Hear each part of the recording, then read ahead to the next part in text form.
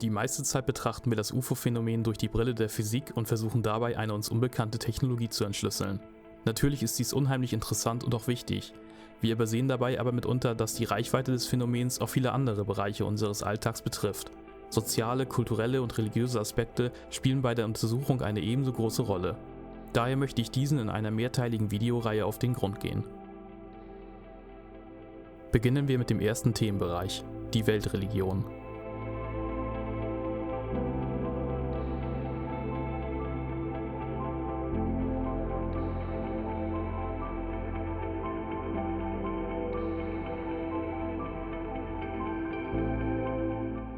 Glaube ist seit jeher ein prägendes Element einer jeden Gesellschaft.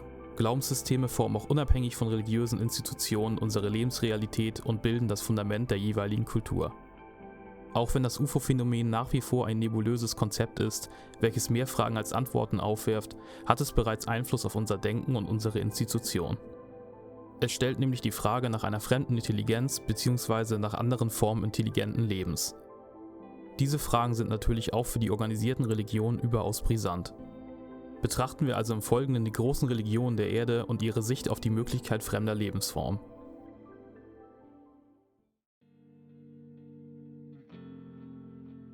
Unsere westliche Kultur ist maßgeblich geprägt durch das Christentum. Das bedeutendste Machtzentrum, in diesem Fall des Katholizismus, liegt dabei nach wie vor im Vatikan. Auch wenn dieser natürlich nicht für die gesamte Christenheit spricht, ist es sicherlich interessant, einige Aussagen von vatikanischen Gelehrten und Geistlichen zu betrachten. José Gabriel Funes ist einer der Direktoren des Observatoriums zum Vatikan. In einem Interview von 2009 sagte er: So wie es eine Vielzahl von Kreaturen auf der Erde gibt, könnte es auch andere Wesen geben, sogar intelligente, die von Gott erschaffen wurden. Dies widerspricht nicht unserem Glauben, weil wir der schöpferischen Freiheit Gottes keine Grenzen setzen können. Die Fragen nach den Ursprüngen des Lebens und nach der Frage, ob das Leben anderswo im Universum existiert, sind sehr wichtig und verdienen ernsthafte Überlegungen. Diese Aussagen zeigen durchaus eine gewisse Offenheit für die Thematik. Auch wenn der Vatikan bisher keine offizielle Position bekannt gegeben hat, wird hinter den Kulissen viel diskutiert. An dieser Stelle muss natürlich auch gesagt werden, dass sich die Aussagen weniger auf das UFO-Phänomen an sich konzentrieren, sondern vielmehr auf die grundsätzliche Frage nach außerirdischem Leben. Aus Sicht der Theologie ist für den Katholizismus, aber auch für die gesamte Christenheit der Stellenwert von Sünde in ihrem Glaubenssystem sehr bedeutsam. Der Geistliche und Astronom Guy Consolmagno argumentiert, dass es nur einen Jesus Christus gibt, der eine, der vor etwa 2000 Jahren auf der Erde lebte, starb und auferstanden ist.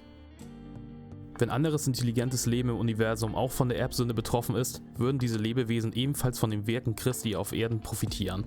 Die Erde würde hiermit zu einem zentralen Ort im Universum werden.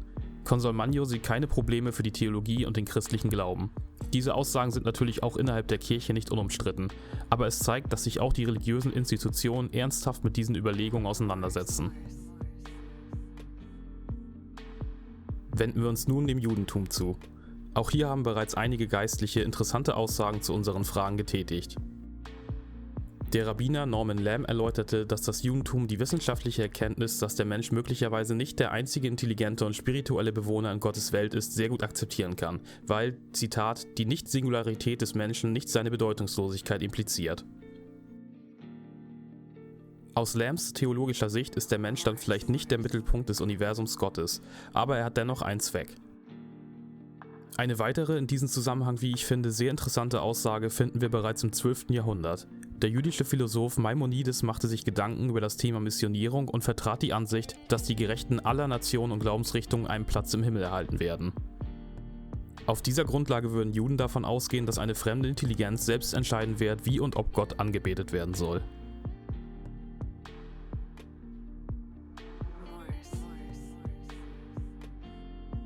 Mit etwa 1,6 Milliarden Anhängern ist der Islam nach dem Christentum die zweitgrößte Weltreligion auf der Erde. Dem Islam wird im Allgemeinen ein recht offener Umgang mit der Vorstellung einer fremden Intelligenz nachgesagt. Dafür müssen wir nur direkt in die heilige Schrift des Islams, den Koran, selbst gucken. Und zu seinen Zeichen gehört die Schöpfung der Himmel und der Erde und jeglicher Lebewesen, die er beiden eingegeben hat. Und er hat die Macht dazu, sie allesamt zu versammeln, wenn er will. Sure 42, Vers 29. Einige islamische Gelehrte gehen davon aus, dass mit Lebewesen des Himmels keine Engel gemeint sind, da mit dem verwendeten Wort Dabar lebende, atmende, auf dem Boden gehende Kreaturen gemeint sind, also keine Geistwesen. Allah habe also nicht nur die Lebewesen auf der Erde erschaffen, sondern alle im Universum. Dies öffnet natürlich Möglichkeiten für die Existenz fremder Intelligenzen im islamischen Glaubenssystem.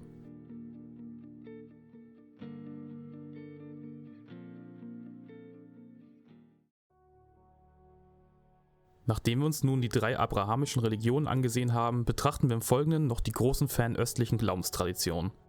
Beginnen wir hier mit dem Buddhismus.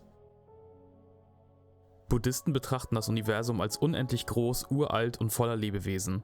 Innerhalb dieses Universums ermöglicht die Reinkarnation einer Seele, endlos durch die verschiedenen Ebenen von Lebewesen zu wandern. Die Existenz unbekannter und möglicherweise weit entfernter Lebensformen ist in die buddhistische Weltanschauung eingebaut. Daher würde die Offenbarung einer fremden Präsenz keine Herausforderung für ihre Kernprinzipien darstellen. Zudem stellt sich die Frage nach Missionierung im Buddhismus nicht. Zu den Grundsätzen des Buddhismus gehört es, keiner Person oder Idee blind zu folgen, und ein Buddhist kann keine andere Person bitten, dem Buddhismus zu folgen, ohne dass diese Person zuerst ein rationales Verständnis der buddhistischen Prinzipien erlangt. Außerdem akzeptieren die meisten Buddhisten, dass ihr Weg nicht der einzige Weg zur Erleuchtung ist. Ähnlich wie der Buddhismus ist auch der Hinduismus sehr offen für die Idee fremder Lebensformen. Dies liegt bereits in seinem Grundverständnis des Universums, welches als ein unendlicher Raum voller Multiversen und multiplen Dimensionen gesehen wird. Eine der wenigen, aber wichtigen Herausforderungen für den Hinduismus wäre die Implementierung der Lebensformen in ihre Hierarchie von Lebewesen, die von Pflanzen über Tiere zu Menschen und letztendlich Göttern reicht.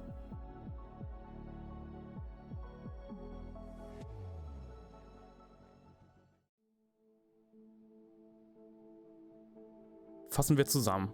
Die meisten großen Religionen, die die Möglichkeit einer weiteren intelligenten Lebensform neben dem Menschen annehmen oder die Flexibilität zeigen, sich an neues Wissen anzupassen, werden weniger Probleme haben, während hartnäckigere Dogmen größeren Herausforderungen gegenüberstehen werden. Trotzdem wird das Thema in allen Weltreligionen mehr oder weniger viel diskutiert. Wenn die Geschichte ein Leitfaden ist, wird der Übergang möglicherweise aber nicht ganz schmerzlos sein.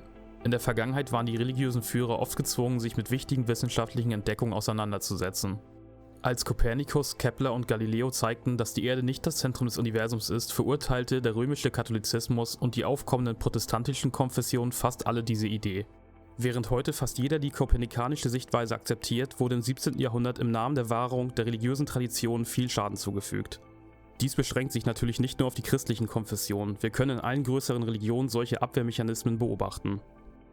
Trotz der Turbulenzen und der menschlichen Kosten haben die religiösen Institutionen überlebt, obwohl sie dabei auch zersplittert sind und neue Religionen und religiöse Bewegungen hervorgebracht haben. Dies könnte mit Sicherheit auch wieder passieren. Letztendlich ist auch entscheidend, wer oder was sich wirklich hinter dem Phänomen verbirgt. Die Gegebenheiten einer sogenannten Offenlegung haben direkten Einfluss auf die gesellschaftlichen und religiösen Umwälzungen. Wir wissen nach wie vor sehr wenig über die Herkunft und die Natur des Phänomens und können von daher auch nur vage Hypothesen aufstellen. Ich persönlich denke zudem, dass es innerhalb der Ufologie langfristig nicht sinnvoll ist, den Begriff UFO mit außerirdischem Leben gleichzusetzen. Damit meine ich nicht, dass es kein mysteriöses Phänomen zu beobachten gibt. Ich bin überzeugt davon, dass diese hochtechnologisierten, unbekannten Objekte real sind. Ich bin mir zudem relativ sicher, dass sie keine Geheimprojekte oder ähnliches darstellen. Trotzdem sollte man nicht voreingenommen in die Forschung gehen. Es gibt unzählige Hypothesen und nicht alle gehen von einem Reisenden aus dem Weltraum aus.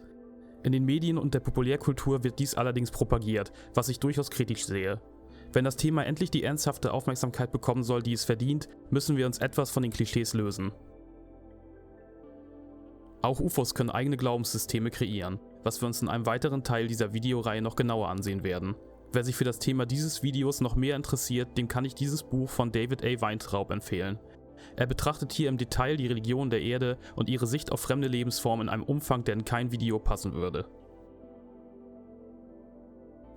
Im nächsten Teil dieser Videoreihe werden wir uns neue religiöse Bewegungen und Sekten ansehen, insbesondere die sogenannten UFO-Religionen. Dafür werden wir uns ein wenig von den großen organisierten Religionen entfernen, um kleinere Gruppierungen betrachten zu können. Wir werden sehen, wie diese Glaubenssysteme entstehen, welche Ziele die Gruppen verfolgen und untersuchen, warum das Thema auch für die Ufologie so wichtig ist.